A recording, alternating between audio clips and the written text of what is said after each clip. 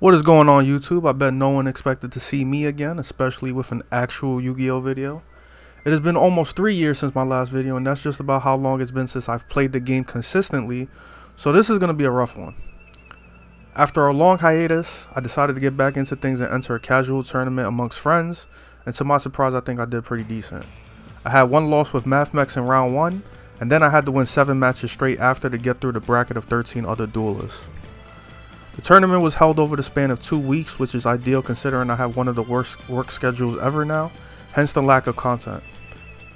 As I said before, this was done among a group of friends, so we decided to come up with some additional rules. Snake Eyes Fire King, U-Bell, and Gimmick Puppet OTK were banned, and this was a one deck tournament with no siding allowed.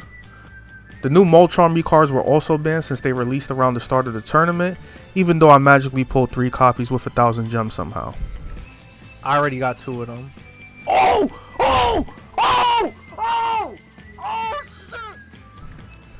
There was a nice variety of decks throughout, so I did the best I could with tailoring my main deck to be able to handle most opposition with a nice stack of hand traps. I lost to Drytron in round 1, which seemed to be a wake up call, even though I bricked terribly, but the rest of the rounds, as you can see, I handled 2-0 up until grand finals. For someone who hasn't played in quite a while, I wanted a strong deck that was easy to pilot with good offense and defense. Most of my victories were thanks to Firewall Dragon Terahertz, as one might expect, since he can easily reach lethal attack points. Going first with 3 to 4 potential disruptions was also essential, as I faced a lot of decks with multiple ways to start. I trust no one needs an actual explanation of Mathmech, but if you do, I could think about dedicating a different video to it if I ever get back into posting content on the regular. The new additions I happened to test out were Armored Vitron, which did absolutely nothing most of the time, and EMP Meowmine, which was amazing in testing but rarely came up in the tournament. Since there was no siding, I put both Duster and Heavy Storm in the main for back row, although Lightning Storm and Evenly Matched were considered at one point. When it comes to the extra deck, I definitely prefer Enigmaster Packbit for the Terahertz disruption, as the Exceed Monster Mario logic almost never came up for me. I do have Final Sigma, which came up once, but it seems that the spot will be replaced by something else in the future most likely. I will say Parallel Exceed never came up, so I'm a little sad about that, but it's too good not to run. Had Fualos been legal, I would have stuck with 1 copy, but since Maxi is getting semi-limited, it can easily take that spot and maybe more. Moving on to the duels, the finals were best of 5, so I have 4 duels here to showcase. I lost the first duel due to going second with a bad hand against a fully established board, so we definitely don't need to see that. The second duel here, however, I was fighting for my life. I have one of the best hands available, while now I see my opponent Chris has one of the worst. For some odd reason, I get paranoid about a potential delay after my 5th summon, so I misplay into trying to minimize the damage a potential Nibiru could cause. Now, heroes didn't seem to change too much in my time off, but I did tend to forget how a lot of decks played after my absence. I can personally be very confident that I've never used Small World to search a hand trap until now, but it seemed like a good idea since I wasn't sure I could survive an offense from heroes. I do feel like Chris had cross out or call by in like every duel, so losing Maxi was sad, but call by the grave for me did feel essential in slowing Vion down. I was iffy on the timing of Super Factorial, but it seemed that it really didn't matter when I activated it, since he had 2 fusion plays no matter what. To quickly talk about some of my other duels in the tournament, they mostly consisted of easy OTKs with Terahertz, after pushing through enough disruptions or disrupting my opponent after I go first. Had I finished my combo, I would have had 2 more disruptions through Cyber's the Save Worm and Packbit. Packbit would have been difficult to trigger, but even then I would have had the option to protect myself with Firewall Defensor by sending that to the grave. I say that to admit I clearly forgot how much of a threat Phoenix Enforcer was, and I pretty much expected it to dodge Nibiru easily once it hit the field. Around this time I already know Chris is going to pop off, and sadly, Transcode is easy to destroy since DPE doesn't target. The main question I had to wait on was if I use the Nibiru and sacrifice my board, or if I can survive lethal and without giving him a high power token. Obviously lethal is easy to threaten here, so I decided to drop Nibiru right before battle phase. Thankfully Sigma is in my grave for follow up next turn with subtraction, so all I needed was to make sure DPE used this effect before I put either of them on the field. To ensure this, I quickly go battle phase to destroy the token at least, as those attack points would definitely spell doom for me, and now I'm free to go into the G Golem follow up to generate some defense. G Golem's sole purpose is to revive Transcode for a string of revivals, but I have seen it can synergize with Terahertz to give it piercing after it becomes an Earth monster. Unfortunately, it wasn't something I got to put into practice, but making our boss monster here is enough to give me some hope. If you missed it, I did send Firewall Defensor on that last turn instead of the Save Worm, only because I wanted to guarantee protection from DPE. As intimidating as the Nibiru token is, I wasn't afraid since I could send multiplication of double my attacks to an acceptable amount even through the stat drop. The problem was surviving long enough to make a push or getting an opening to use Pack Bit to neutralize DPE. Joel and Lockbird would normally be useless this late, but surprisingly it did save my life by preventing Chris from setting up even more dangers or a potential out to terahertz. At this point I forgot entirely about Plasma, which you will see in a future duel, but had I allowed Chris to search for days it could have been a serious concern for terahertz. Now I do have one more Defensor in the deck, but something miraculous happens where I decide to go straight battle phase before deciding anything.